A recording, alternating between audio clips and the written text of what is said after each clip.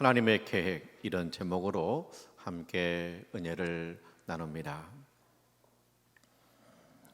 박지현, 서명선 집사님 부부 간증 들었어요. 남편이 가수라고 그래요. 남편은 학교 다닐 때부터 예수를 믿었대요. 근데 아내는 예수 안 믿었어요. 결혼했습니다. 남편 따라서 아내가 교회 오는 거죠. 아이를 낳았어요. 아이를 낳고 교회를 와요. 이게 불편하잖아요.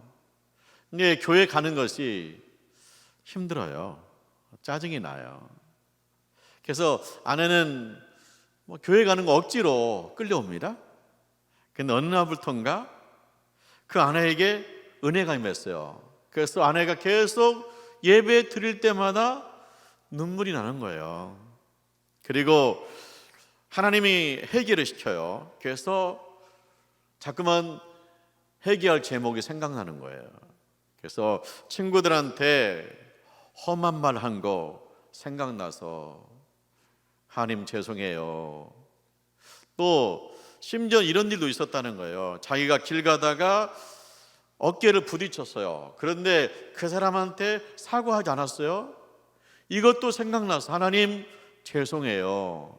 그러니까 교회 올 때마다 자기가 회개할 제목들이 자꾸만 생각나는 거예요. 그래서 눈물로 회개했어요.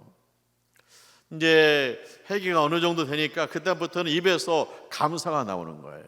그래서 교회 오면 늘 눈물로 감사해요. 하나님 감사해요. 남편 감사해요. 부모님 감사해요. 아이들 감사해요. 친구들 감사해요. 하루하루가 감사해요. 그러니까 감사하는 거예요. 근데 이렇게 교회 나오기 싫었어요. 억지로 나왔어요. 그런데 이분이 눈물로 회개하고 눈물로 감사해요. 이것은 뭐냐? 하나님의 계획 속에 있는 거죠. 하나님께서 아내한테 은혜를 부어주신 거죠. 회개를 부어주신 거죠. 감사를 부어주신 거죠. 예수님 말씀했어요. 회개하라.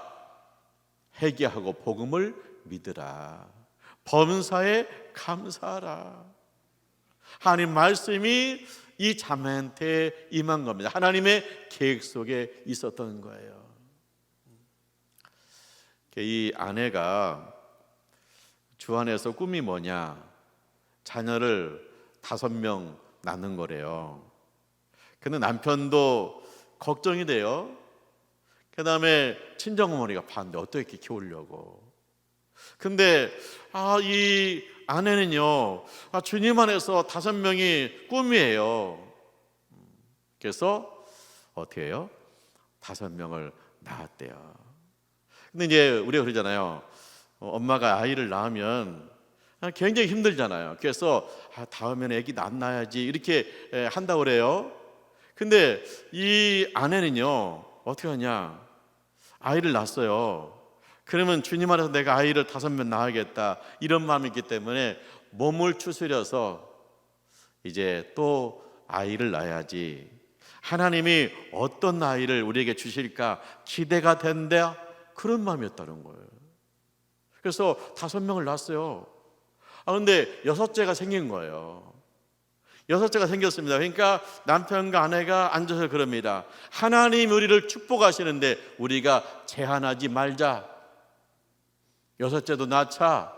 그래서 아이를 6명 기르는 집이 됐어요. 근데 하나님께서 은혜 주셔가지고 이 6명을 기르려니까 얼마나 부산하고 힘들겠어요. 근데 이 6명의 아이를 믿음으로 양육해야겠다. 그래서 아침 예배를 드린대요. 눈을 비비고 와요. 딴전 부려요. 그래도 계속해서 아침 예배를 드렸더니 이 자녀들이 주님 안에서 질서가 잡혀가는 거예요. 예수님 말씀하셨습니다. 가서 모든 민족을 제자 삼아라. 가서 제자 삼지는 못하지만 하나님 주신 이 6명의 자녀들을 이 부부가 제자를 삼고 있는 거예요. 아내는 계획했습니다. 하나님이 5명 주었으면 좋겠다. 그런데 하나님의 계획은 뭐냐? 6명을 주는 거예요. 6명을 너희가 제자 삼으라 하시는 거예요. 하나님의 계획 속에 있는 거예요. 이제 이들 부부가 아이를 6명 낳고 축복을 받았다는 거예요. 무슨 축복을 받았냐? 남편이 가끔 그런다는 거예요. 우리가 천국 가지 않아도 우리 가정은 천국 같다. 아이들이 주 안에서 성장하는 모습 보면서 너무나 행복하다는 거예요. 또 있어요.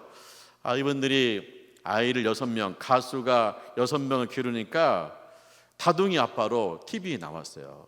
그러니까 소문나니까 다둥이 아빠 불러라 해가지고 출연을 더 많이 하는 거예요. 물질의 복을 받았어요. 그리고 가끔 사람들 만나면 제가 집사님 부부 TV 나와서 나오는 거 보고 우리 부부가 도전받았습니다. 그래서 아이를 1명 더 낳았습니다. 그렇게 이들 부부를 보고 야, 저들 부부는 6명도 낳아서 기르는데 우리도 1명 더 낳아야겠다 해가지고 아이를 1명 더 낳는 집들이 생겨났다는 거예요. 그러니까 하나님의 계획 속에서 이런 은혜와 축복이 있었다고 간증하는 이야기를 들었어요. 하나님은요, 한 가정을 향해서도 이렇게 하나님의 계획이 있어요. 그런데 하나님께서 인류를 향한 계획이 있습니다. 인류를 향한 계획이 있어요. 그 계획이 뭐예요? 만민을 구원하는 거예요. 죄인을 구원하는 거예요. 그래서 이 죄인을 구원하시기 위해서 하나님이 예수님을 세상에 보내십니다. 예수님이 이 세상에 오셨습니다. 예수님이 마리아의 태 속에 오셨습니다. 아이로 오셨습니다. 그래서 오늘은 그 예수님 이야기를 할 거예요. 동방 박사가요, 이 별을 연구하는, 별을 보고 세상을 살피는 동방 박사가 어느 날 유난히 빛난 별을 봤어요. 어떤 별이에요? 그러니까 이 동방 박사들이 서로 결론 내립니다. 이것은 왕의 별이다. 이것은 만왕의 왕의 별이다. 세상을 구원할 왕의 별이다. 그렇게 그들이 결론 내렸어요. 그래서 그럼 우리가 왕으로 오신 아기를 경배하러 가자. 그래서 이제 경배하러 온 거예요. 그러니까 이 동방 박사들이 별을 보고 별의 위치를 보고 찾아옵니다. 왔더니 어디냐? 이스라엘이에요. 유대 땅이에요. 그래서 이 동방 박사들이 왕궁에 가서 물어봅니다. 유대인의 왕으로 오신 분이 어디가 계십니까? 우리가 별을 보고 아기 왕을 찾아왔습니다. 그러는 거예요. 근데 당시 왕이 헤롯 왕이거든요. 헤롯 왕은요, 뭐 아이 낳을 나이가 아니에요. 아이가 없어요. 그러니까 헤롯 왕이 이게 참 신기하고, 그래서 대제사장하고 서기관을 불렀어요. 대제사장은 누구냐? 하나님을 예배하는 제사를 집례하는 분이에요. 서기관은 누구냐? 성경을 연구하는 분입니다. 자, 구세주가 오신다. 만왕의 왕이 오신다. 아기 왕이 오신다. 그러면 어디냐? 물었어요. 그랬더니 이분들이 성경을 딱 찾아요. 그래서 베들레헴이라는 거예요. 왜 베들레헴이냐? 미가서 5장 2절에 되어 있어요. 베들레헴 에브라다야, 이스라엘을 다스릴 자가 내게서 나온다. 그는 상고와 영원이니라. 근데 이제 베들레헴에서 왕이 나오는데 그분의 근본은 상고다, 영원이다. 상고라는 건 뭐예요? 하늘과 땅이 창조하기 전부터 계신 하나님이시다. 영원이라는 것이요, 영원히 계시는 하나님이시다. 하늘과 땅을 창조하기 전부터 계신 하나님, 영원히 계신 하나님, 그 하나님이 베들레헴에 오신다. 아기로 오신다. 예언되어 있어요. 그러니까 하나님께서 죄인을 구원하시기 원하신다. 하나님께서 죄인을 구원하시기 위해서 하나님께서 700년 전, 예수님이 이 땅에 오시기 전 700년 전에 미가 선지자를 통해서 예언하신 거예요. 그래서 그것을 성경에 기록해 둔 거예요. 아기 예수님이 이 땅에 베들레헴에 오시는 것은 하나님의 계획하십니다 하는 것을 미리 밝혀 주신 거예요. 이제 동방박사가 베들레헴에 갔잖아요. 그랬더니 그 유난히 빛난 별이 어디를 비치느냐? 여관을 비춰요. 그래서 여관에 들어갔더니 요셉과 마리아가 있습니다. 아기 예수가 있습니다. 그러니까 이 동방박사들이 아기 예수 때 엎드려서 경배했다. 그리고 예물을 드렸다는 거예요. 그리고 돌아갔죠. 요셉이 밤에 꿈을 꾸었어요. 꿈을 꾸는데 천사가 나왔거든요. 천사가 그래요. 일어나서 아이를 데리고 애굽으로 가라. 헤롯 왕이 아이를 죽이려고 한다. 그러니까 요셉이 자다가 꿈꾸고 벌떡 일어나더니 그 길로 바로 아기 예수를 가슴에 품고 애굽으로 피신합니다. 헤롯 왕이 죽이려고 하니까요. 그래서 근데 이 예수님이 유아기를 애굽에서 보냈거든요. 근데 예수님께서 유아기를 애굽에서 보낸다고 성경에 기록되어 있어요. 호세아서 11장 1절입니다. 내 아들을 애굽에서 불러내었노라 그랬거든요. 그러니까 예수님이 유년기에 유아기에 애굽에서 있는다 하는 것을 이미 700년 전에 호세아 선지자가 예언한 거예요. 그러니까 예수님이 이 땅에 오셔서 베들레헴에서 태어나고 애굽 땅에서 유년기를 보내는 것은 이미 700년 전에 예언되어 있기 때문에 하나님의 계획하십니다. 할렐루야. 하나님의 계획하심 속에 있다는 거예요. 이제 헤롯 왕이 죽었거든요. 근데 이제 요셉이 또 꿈을 꿔요. 꿈을 꾸는데 천사가 그래요. 일어나라. 이제 유대 땅으로 가라. 유대 땅 갈릴리로 가라. 그렇게 하는 거예요. 그래서 요셉이 마리아와 함께 예수님 유년기 예수님께서 애굽에서 보내고 돌아와서 갈릴리 나사렛 땅에서 이제 거처를 잡는 거죠. 그래서 예수님이 청년기에는 어디서 있게 되느냐? 갈릴리에 있게 됩니다. 그러니까 예수님이 30살에 사역에 직접적으로 나서거든요. 하나님 나라 위해서 나서거든요. 그러니까 30살 될 때까지는 예수님이 갈릴리에서 있었던 거예요. 근데 이것도요, 예수님이 청년기를 갈릴리로 보낸다고, 예수님이 거기서 보낸다고 이미 성경에 예언되어 있어요. 이사야서 9장 1절입니다. 이방의 갈릴리를 영화롭게 한다. 이방의 갈릴리를 영화롭게 하였노라. 흑암에 있는 백성들이 큰 빛을 보게 될 것이다. 이방의 갈릴리라고 그랬거든요. 왜 이방의 갈릴리냐? 이 갈릴리 지역은요, 이방인들이 많이 들어와서 사는 동네예요. 그래서 그 유대 땅 베들레헴에서 예수님이 이제 태어났고 애굽에서 유년기를 보냈고 갈릴리에서 이방인들이 사는 갈릴리에서 예수님께서 성장했거든요. 근데 이 갈릴리는요, 이방인들이 많이 살기 때문에 무시를 받아요. 무시당하는 땅입니다. 이방인들이 사는 땅이다. 오랑캐가 사는 땅이다. 이런 식이에요.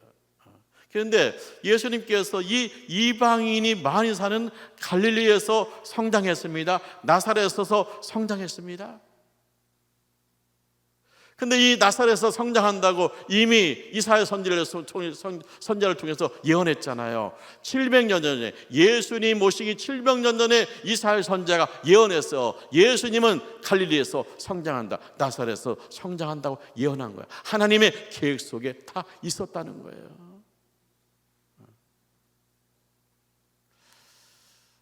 근데요, 예수님이 베들레헴에서 태어났다, 애굽에서 유아기를 보냈다, 그리고 갈릴리에서 성장했다, 이것은요, 하나님의 메시지가 그 속에 담겨져 있어요. 미가 선지자는 700년 전에 예수님 베들레헴에 태어난다. 호세아 선지자는 700년 전에 예수님 애굽에서 유아기를 보낸다.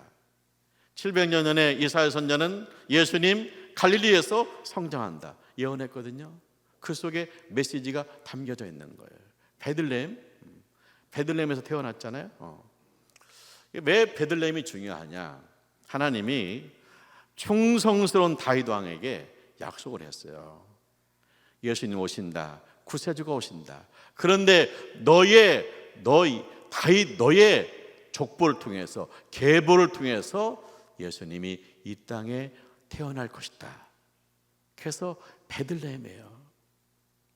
그 다음에는 애굽에서 건졌다, 애굽에서 불러내었다 그랬잖아. 유아기를 애굽에서 보냈잖아요. 애굽은 뭐냐? 우상숭배의 땅이에요. 태양신을 섬기는 땅이에요. 뱀을 섬기고 개구리를 섬기는 땅이에요. 그런데 그 땅에서 예수님이 유아기를 보냈다. 그 땅에서 예수님을 불러내었다. 그게 뭡니까? 예수님 불러내었다. 그 얘기 뭡니까? 예수 믿는 자들을 뭐예요? 우상숭배에서 건져내는 거. 예수 믿고 우리가 우상숭배 땅에서 해방받는 거예요. 십계명이 되었잖아요. 나 외에 다른 신은 없다. 하나님 외에 다른 신은 없다. 우상을 만들지도 말고 절하지도 말라. 그렇게 됐잖아요. 그러니까 예수님이 이 우상의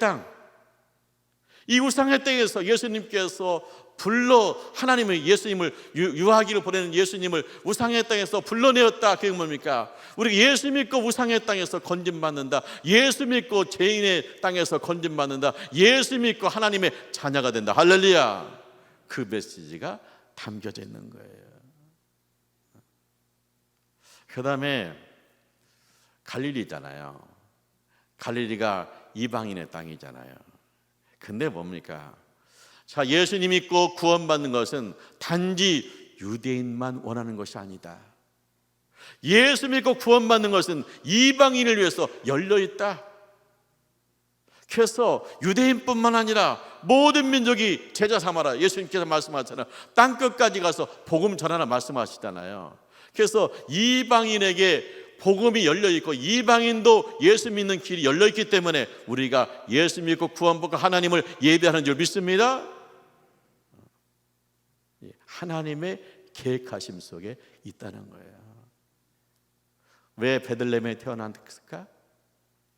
왜 애굽에서 유아기를 보냈을까? 왜 갈릴리에서 성장했을까? 하나님의 메시지, 하나님의 계획이 그 속에 담겨져 있는 거예요.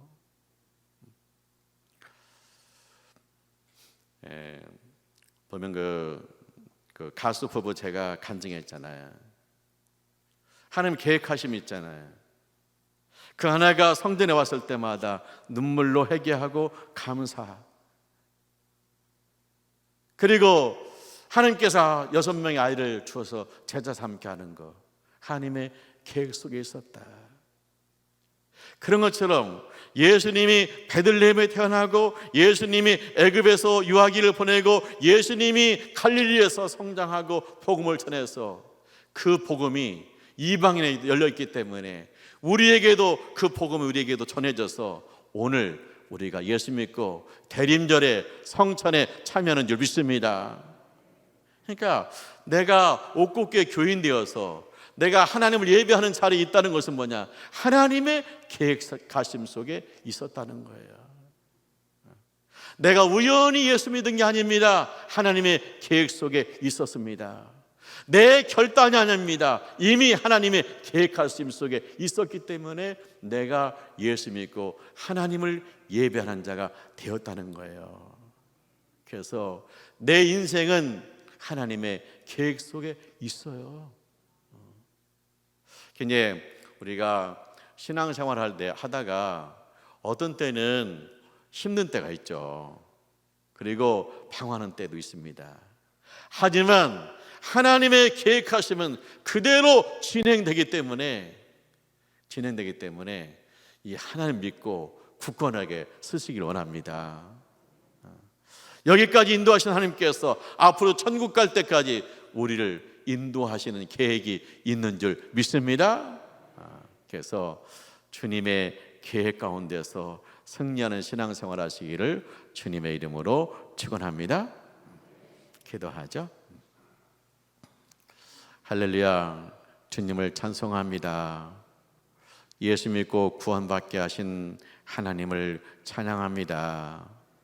우리를 사랑하셔서 하나님의 계획 속에서 우리 집안이 하나님을 섬기는 집안 되게 하심을 감사합니다. 우리가 늘 주님 안에서 주님의 계획을 알게 하시고 주님의 계획에 순종하는 신앙생활 할 수 있도록 역사하여 주시옵소서. 예수님의 이름으로 기도합니다. 아멘.